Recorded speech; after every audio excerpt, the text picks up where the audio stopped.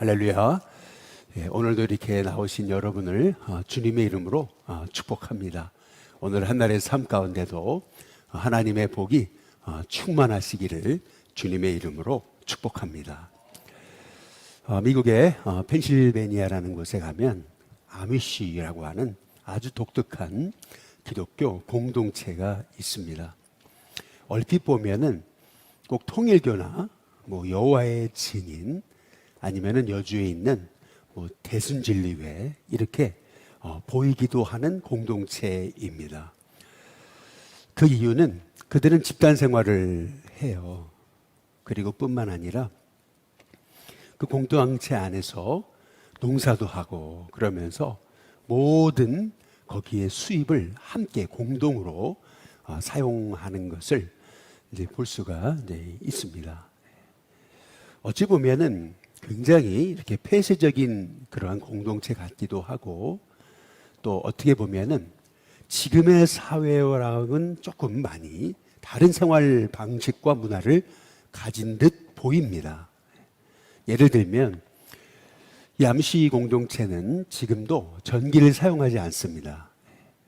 핸드폰 같은 거 이런 거 사용하지 않아요. TV 이런 거 안 보는 거죠. 아주 절제된 삶을 이제 살아가면서 그렇게 소위 우리식으로 말하면 이제 무소유를 실천하는 이제 그러한 공동체인데요. 그런데 이 공동체가 우리나라의 통일교나 여호와의 증인 그리고 이런 대순진리회 이런 곳과 이제 많이 이제 다른 게 있습니다. 그것이 뭐냐면은 사회에 엄청난 존경을 받는다는 겁니다. 사회로부터 엄청난 그런 인정을 받고 있다라고 하는 것입니다. 그 이유는 그들은 말씀대로 살려고 몸부림을 치는 거예요. 그래서 저는 그 아미시 공동체를 제가 가서 직접 체험하고 이제 보면서 제가 느꼈던 건 뭐냐면 예레미야 시대에 이스라엘은 완전 타락했거든요. 우상 숭배하고. 그런데 예레미야가 너무나 부러웠던 한 족속이 있었어요. 그 족속이 뭐냐면 레갑이라는 족속이었습니다. 조상의 유언을 따라서 술도 먹지 않고 입에 대지도 않아요. 광야에 생활하면서도 그 말씀을 지켜가기 위해 몸부림을 치는 그러한 그 족속을 예레미야가 너무나 부러워하거든요. 저는 이 아미시 공동체를 보면서 그러한 모습이 연상이 이제 됐어요.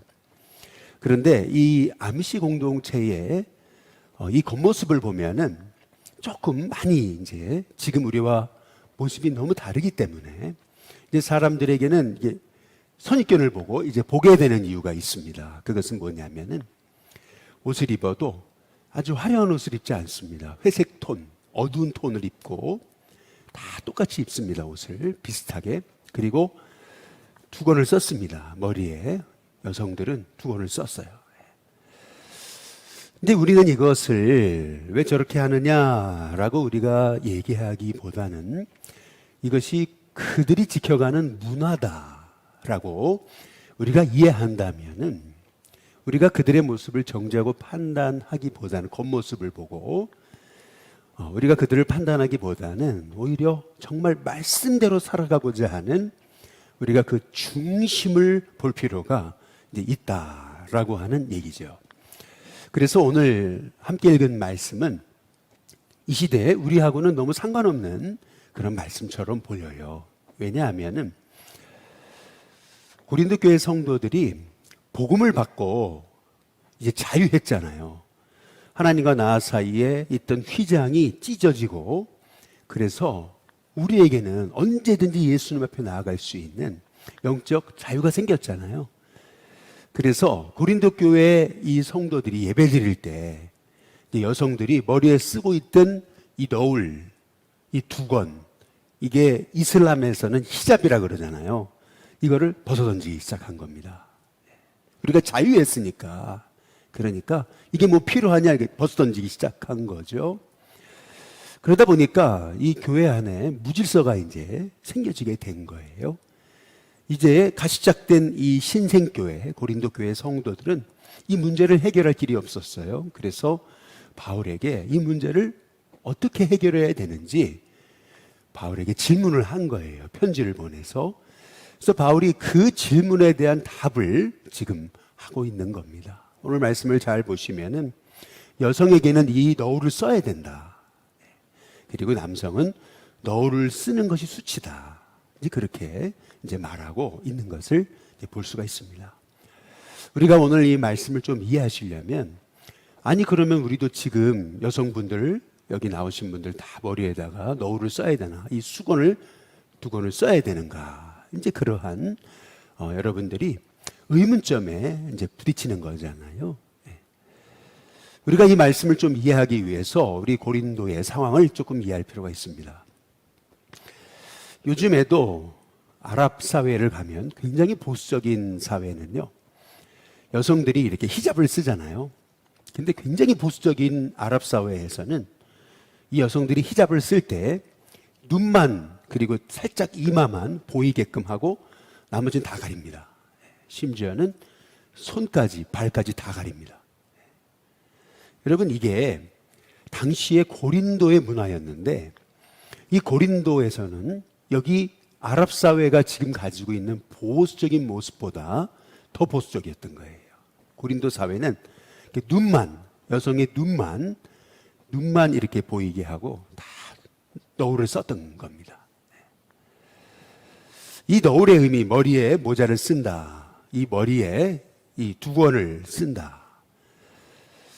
여러분들이 그 유대인들이 카파라는 거를 이제 쓰잖아요. 근데 이런 것들의 의미, 머리에 뭘 이렇게 두건을 쓴다라고 하는 의미는요, 내가 어떤 권위 아래 있다라고 하는 것을 의미하는 겁니다. 복종의 의미입니다. 그런데 고린도 사회에서 이 머리에 두건을 쓴다라는 의미는 복종만의 의미가 아니고 보호의 의미가 있었습니다. 그 보호라고 하는 것은 뭘 의미하는 거냐면은, 당시에 소위 창녀들은 머리에 두건을 쓰지 않았습니다. 그렇기 때문에 여성이 머리에 두건을 벗고 다니면은 그 여성이 안전하지 못했습니다.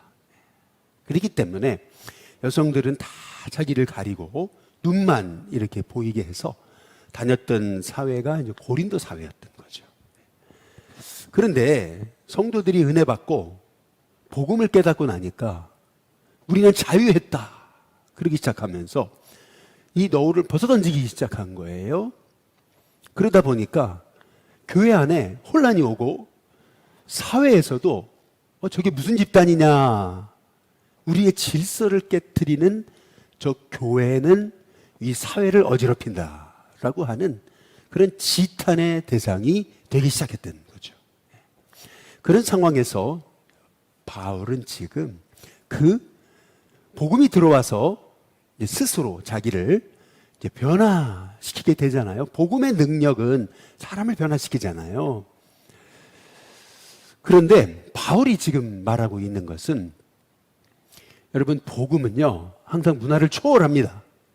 그리고 복음이 들어가면 스스로 문화를 변혁시켜요. 그런데 그 변혁의 기준이란 하나님의 질서 아래서 해야 된다. 하나님의 질서 안에서 규모 있게 지혜롭게 해야 된다라는 것을 지금 사도 바울이 이 고린도 성도들에게 이제 권면하고 있는 겁니다. 우리나라의 옛날에도 우리 생각해 보시면 이게 남 얘기가 아니에요. 왜냐하면 우리나라에도 옛날에 여성들이 이렇게 남자들이 오면 이렇게 쓰고 있던 거를 얼굴을 가리잖아요. 이렇게. 그래서 언더우드 선교사님의 기도를 보시면은 이 조선의 마음을 제가 알 수 없습니다. 여인들이 얼굴을 가리고 쓰고 있는 이 조선의 모습을 얘기하거든요. 이 조선 사람들이 언제나 마음을 열 수 있겠습니까? 이제 그것이 알 수 없는 정말 조선의 마음, 하나님 저 마음을 열어달라고 그렇게 이제 기도했던 것을 볼 수가 있는 거죠. 이게 이 고린도 사회에 이게 굉장히 중요한 이제 그러한 문화였던 거죠. 쉽게 말하면 이슬람 사람들이 이제 소위 이 돼지고기를 먹지 않는 거 있잖아요. 뭐 이런 것들, 이런 굉장히 중요한 이제 문화인 거거든요. 그런데 성도들이 은혜 받고 이제 복음에 자유했어요. 지금 세상 사람들은 돼지고기를 안 먹는데 막 성도들이 마음껏 막 돼지고기를 먹어요. 우리 자유했으니까. 이제 그렇게 되다 보니까 문화적으로 이제 충돌이 오잖아요. 이제 그러면서 바울이 봤을 때 이것은 복음의 덕이 되는 것이 아니고 복음의 해가 된다라고 보는 거예요. 그렇기 때문에 오늘 여기 13절에 한번 보시면은 사도 바울이 이렇게 얘기하잖아요. 너희는 그 다음 뭐라 그래요? 스스로 판단하라. 그렇죠? 잘 판단해봐라. 여자가 머리를 가리지 않고 하나님께 기도하는 것이 마땅하냐. 잘 한번 판단해봐라. 여러분, 오늘 말씀을 우리가 잘못 이해하게 되면은 바울이 굉장히 남성 우월적인 사고를 가지고 있다고 생각합니다. 왜냐하면은 여기 3절에 보시면은 이렇게 얘기해요. 나는 너희가 알기를 원하노니 각 남자의 머리는 그리스도요, 여자의 머리는 남자요, 그리스도의 머리는 하나님이시다. 여자의 머리가 남자다. 여기 보면은 8절에 한번 보시면은 남자가 여자에게서 난 것이 아니고 여자가 남자에게서 났다. 또 9절에 남자가 여자를 위하여 지음받지 아니하고 여자가 남자를 위하여 지음을 받은 것이니. 오늘 여기 말씀을 잘 보시면은 바울이 굉장히 남성 중심, 남성 우월적인 그런 사고를 가진 것으로 우리가 굉장히 오해하기가 쉽습니다. 이건 오해입니다. 왜냐하면은 우리가 그 유대 사회를 여러분이 잘 보시면은 성전을 보면 지성소가 있죠? 그리고 성소가 있습니다. 지성소는 1년에 한 번 들어가는 거예요. 성소가 있습니다. 그렇죠? 그런데 여기를 잘 보세요. 맨 끝에는 뭐 이방인의 뜰이 있고요. 그리고 여인의 뜰이 있습니다. 무슨 말이냐면은 이방인만 들어갈 수 있는 공간, 여자들만 들어갈 수 있는 공간, 이게 다 차별이 되어 있습니다. 여자는 남자 있는 데서 같이 예배 드릴 수 없었습니다. 그것이 유대 사회입니다. 그래서 이 유대 사회는요, 엄청난 이 차별이 있었습니다. 그렇기 때문에 바울도 그러한 어떤 성에 대한 차별이 있을 것이다 이렇게 생각하기가 쉬운데요. 여러분, 그렇지 않습니다. 바울은 지금 말하고 있는 겁니다. 남성과 여성이라고 하는 성에 구별은 있어야 됩니다. 이 구별이 없어진 게 동성애잖아요. 구별은 있어야 됩니다. 그러나 이 남성과 여성인 차별은 없습니다.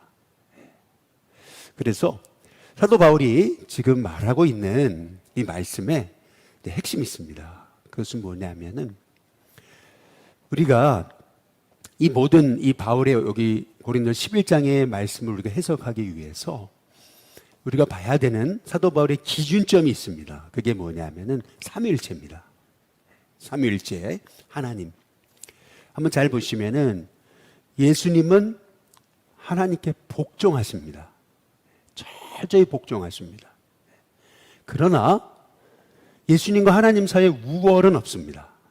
동등하십니다. 그렇지 않아요? 그게 삼위일체 하나님이십니다. 똑같습니다. 남성과 여성, 여성은 남자에게 복종합니다. 그러나 이건 우월이 아닙니다. 우월이 아니고 동등합니다. 남자가 여자가 동등한 겁니다. 서로 존중하고 서로 배려하는 거. 이게 삼위일체거든요. 그러니까 분명히 하나님, 성부 하나님, 성자 하나님 구별은 있습니다.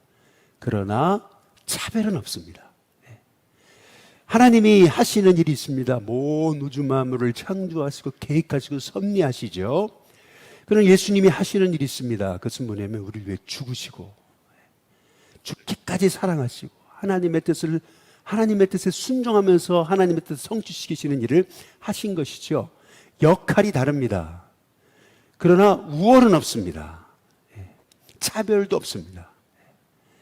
그래서 이 사도 바울은 지금 이렇게 남자와 여자의 관계를 삼일체 하나님의 모습 속에서 보고 있는 겁니다. 이게 우월이 아닙니다. 차별이 아닙니다. 이것은요, 구별은 있습니다. 역할에 대한 구별. 남자들은 판단력이 있잖아요. 남자들은 결단력이 있습니다. 그러나 여자들은 부드러움이 있잖아요. 친화력이 있잖아요. 섬세함이 있잖아요. 하나님께서 남자와 여자를 다르게 만드셨지만, 그러나 이것은 차별이 아니고 이것은 구별인 거예요. 그래서 오늘 여기 말씀을 한번 잘 보시면은 11절, 12절에 사실은 이게 바울의 핵심이 있는 겁니다. 앞에만 봤기 때문에 바울은 굉장히 남성 우월주의자다 이렇게 생각하기 쉬운데, 이제 뒤에를 봐야 그 결론이잖아요. 이제 결론 부위를 보시면은 11절과 12절에 보면 이렇게 얘기하는 거죠. 그러나 주 안에는 남자 없이 여자만 있지 않고 여자 없이 남자만 있지 않는다. 한번 12절 같이 한번 읽어보실까요? 같이 읽습니다. 시작. 이는 여자가 남자에서 난 것 같이 남자도 그 다음 뭐예요? 여자로 말미암아 났습니다. 여자가 남자에서 난 것처럼 남자도 여자로 말미암아 났다. 그리고 모든 것은 누구에게서 났어요? 하나님께로부터 났다. 예. 이게 사실은 사도 바울의 이 말씀의 결론인 거예요. 여자가 남자로부터 난 것처럼 남자도 여자로부터 났다. 예. 서로 차별이 있을 수 없어요. 우월은 없어요. 예. 꼭 삼일체 하나님처럼 아버지 하나님은 아들 예수님을 아주 사랑하시고 존중하시잖아요. 아들 예수님도 아버지 하나님의 말씀에 순종해요. 존중해요. 그렇죠? 그래서 창세기에 보면 우리가 우리의 모양대로 우리의 형상을 따라 사람을 만들자.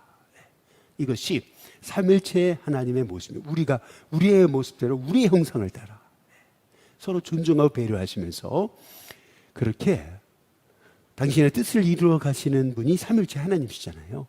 그런 우리가 말씀의 의미로 오늘 이 말씀을 우리가 볼 필요가 이제 있다라고 하는 거죠.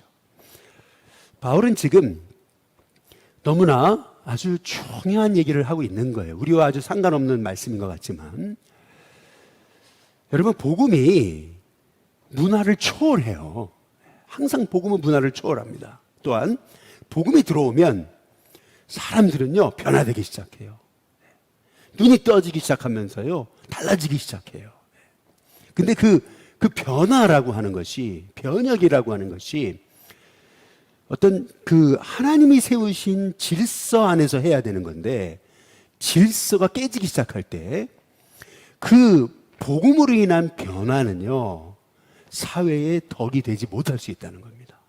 그래서 결국 이 주님이 내게 엄청난 은혜를 주셨는데, 이 은혜는 하나님 질서 안에서 결국 그리스도의 사랑이라는 것은 결국 덕을 세우는 그런 결론으로 이어져야 된다고 말씀하고 있는 겁니다.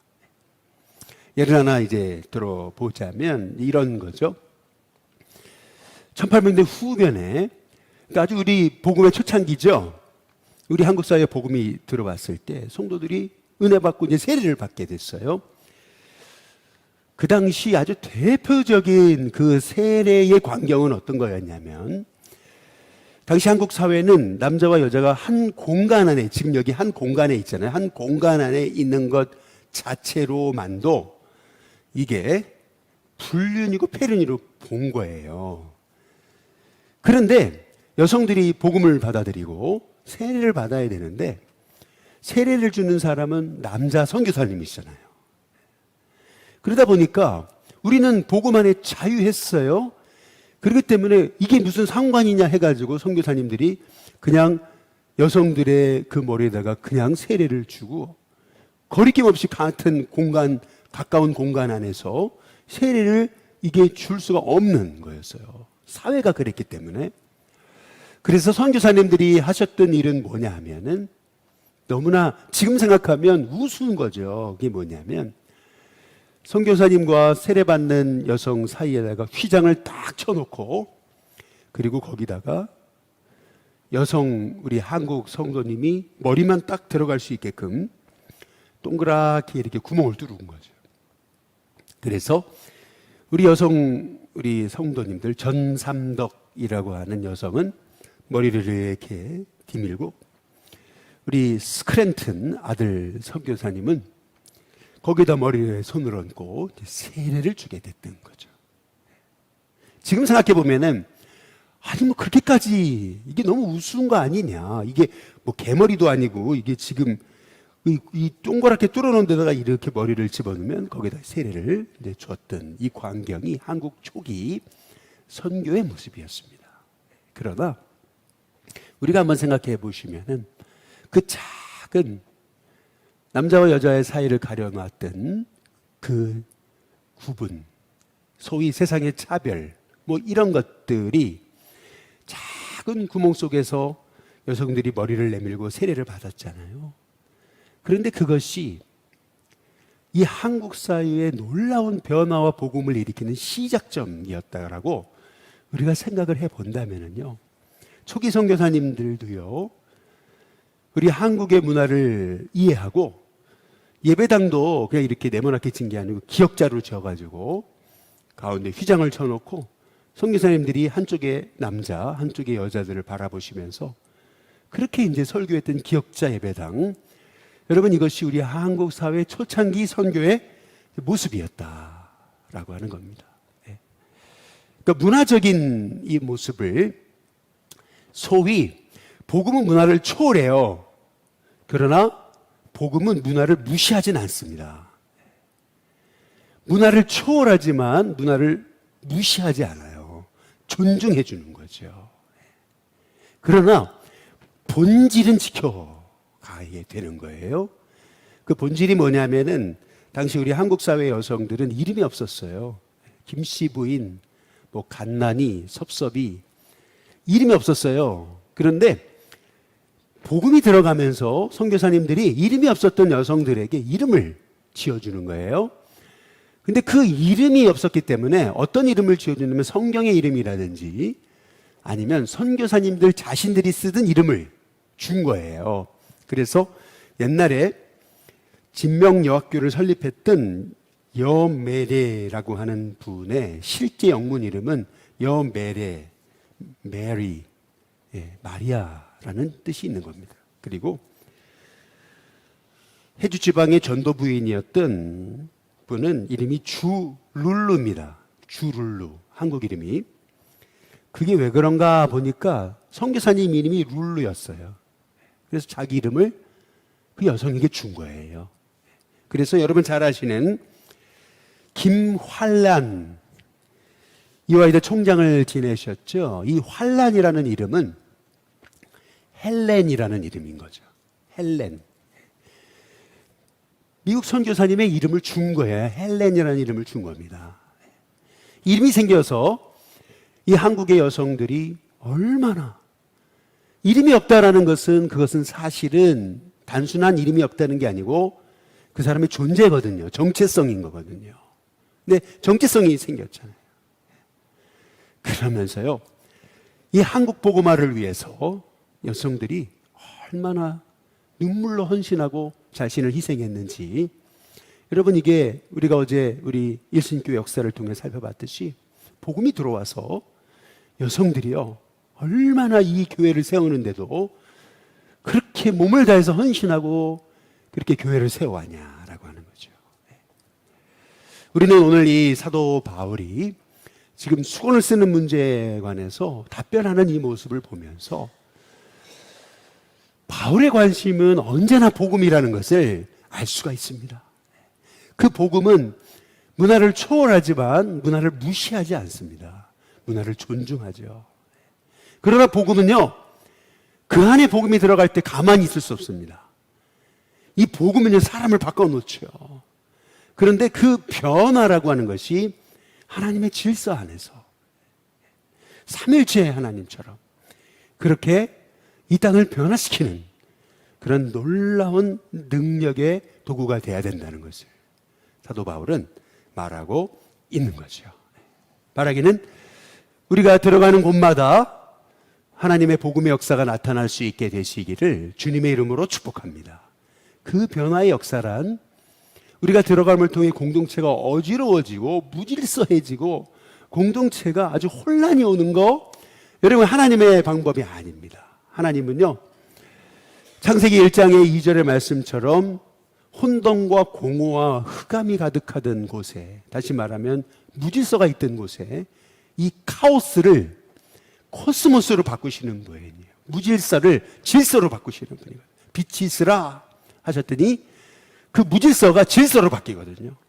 마찬가지예요. 여러분이 들어가는 곳에 복음의 질서가 나타나야 된다는 거죠.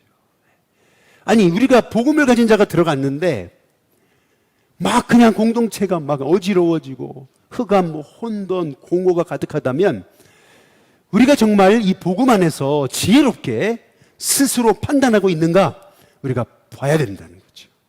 바라기는 저와 여러분의 삶이 들어가는 자리마다 아무리 무질서가 있던 사회와 공동체라도 여러분이 딱 들어가면 주님이 빛이 있으라 하셨을 때 모든 것이 다 질서와 자리를 잡았던 것처럼 그런 하나님의 질서가 저와 여러분의 삶 속에 들어가고, 여러분이 가정을 세워가셔도 가정의 질서가 세워지고 막 혼돈했던 그 가정의 어려움들이 여러분이 탁 들어가서 중심 잡고 기도하고 말씀 가운데서 복음 안에 서서 여러분들이 지혜롭게 판단하고 하나둘씩 여러분이 복음 안에서 문제를 하나하나 여러분이 풀어나갈 때 결국 흑암, 공허, 혼돈이 가득했던 그 공동체 안에